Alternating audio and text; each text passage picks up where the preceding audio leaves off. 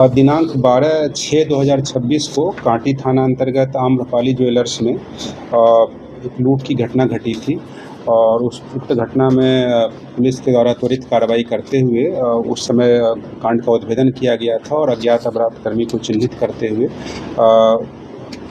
उस समय अशोक सहनी, एक अभियुक्त के बहन बहनोई थे जिनके पास से ज्वेलरी बरामद हुआ था, अमित सहनी और सिंधु देवी, और एक दूसरा अभियुक्त, टोटल 4 अभियुक्त की गिरफ्तारी की गई थी। अभिषेक सहनी, उनकी भी गिरफ्तारी की गई थी और घटना में प्रयुक्त देसी कारतूस, देसी पिस्टल कारतूस और लूट में जो लूटा गया था सोने का आभूषण करीब 29.5 लाख का और 3.5 लाख का चांदी का आभूषण बरामद किया गया था। सामान की भी बरामदगी हुई थी।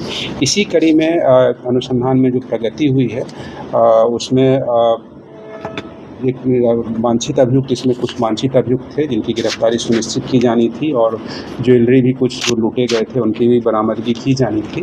तो इसी क्रम में जो अग्रतर अनुसंधान में अभियुक्त मिथिलेश कुमार यादव जो इस घटना में संलिप्त थे और उनके द्वारा लाइनिंग का काम सक्रियता के साथ किया गया था, अभियुक्तों को भी साथ साथ जुटाया गया था।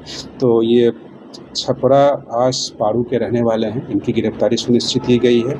इनका आपराधिक इतिहास भी है और साथ साथ जो एक अभियुक्त जितेंद्र कुमार की गिरफ्तारी हुई है, ये भी थाना पारू के रहने वाले हैं और इनके द्वारा हथियार सप्लाई किया गया था। हथियार अभियुक्तों के जो कि 4 अभियुक्त घटनास्थल पर आए थे, उन्हें हथियार उपलब्ध कराया गया था और इनके स्वीकारोक्ति बयान के आधार पर इनके पास से उक्त घटना में प्रयुक्त उक्त हथियार को बरामद किया गया है।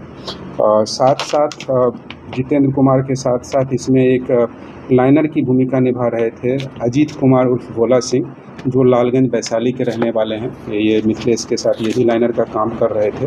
तो इनकी भी गिरफ्तारी सुनिश्चित की गई है और इन अजीत कुमार और भोला सिंह जो वैशाली के रहने वाले हैं, इनके द्वारा और मिथिलेश और ये जो अन्य अभियुक्त हैं, इनके द्वारा एक ज्वेलर्स हैं वहाँ पर प्रशांत कुमार, उन्हें जो लूटा हुआ सोना चांदी का ज्वेलरी था उसे वहाँ पर दिया गया था, जो गला करके ज्वेलरी जो है वो एक अन्य ज्वेलर जो हैं जो स्टॉक मतलब होलसेलर हैं मुकेश कुमार, वो भी लालगंज के रहने वाले हैं, उन्हें दे दिया गया था। तो इनके स्वीकारोक्ति बयान का जब सत्यापन किया गया तो फाइनली मुकेश कुमार के ज्वेलरी शॉप से गलाया हुआ सोना का ज्वेलरी वो भी बरामद किया गया है।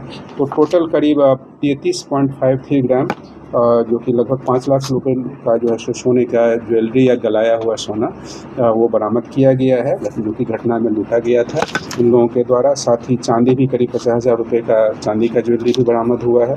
रुपया जो इन्होंने कुछ ज्वेलरी बेच करके रुपया जो इकट्ठा किया था करीब 26,540 रुपया बरामदगी की गई है और ज्वेलरी बेचकर अभियुक्तों के द्वारा मिथिलेश और अन्य अभियुक्तों के द्वारा जो है सो एक कार खरीदा गया है, डिजायर कार, उसकी भी बरामदगी की गई है, जिससे कि आगे इन लोगों के द्वारा इस कार का उपयोग करके अन्य घटनाओं को अंजाम दिया जा सके, तो इसे भी जब्त किया गया है।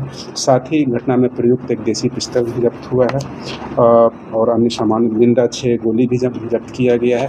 तो ये जो इसमें बरामदगी और जब्ती हुई है और साथ साथ टोटल कुल 5 अभियुक्तों की गिरफ्तारी हुई है, जिसमें कि कुछ लाइनर की भूमिका में थे, कुछ जो ज्वेलरी को खपाए हैं, सोनार हैं, जो सोनार हैं इसमें उनकी गिरफ्तारी सुनिश्चित की गई है।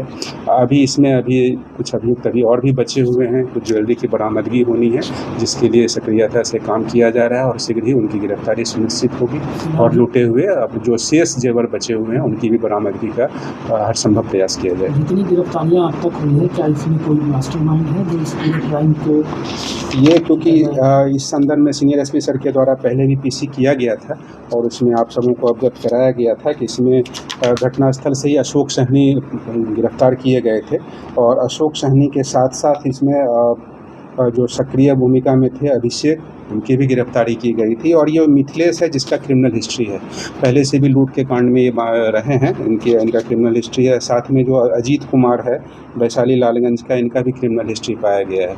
तो ये सभी कहीं न कहीं क्रिमिनल्स जो हैं वो अलग अलग वैशाली के हैं, पारू के हैं। ये मिथिलेश कुमार खुद कांटी में ही रह रहे थे किराए के मकान में। 3 लोगों के द्वारा इस सभी अभियुक्तों को ऑर्गेनाइज किया गया, घटनास्थल की रेकी की गई और तब घटना को अंजाम दिया गया।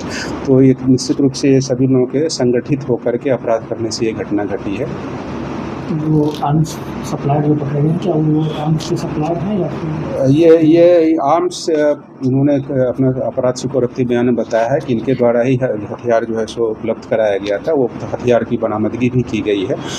उसके संदर्भ में डिटेल्स और छानबीन की जा रही है कि उन्होंने कहाँ से ये हथियार प्राप्त किया था।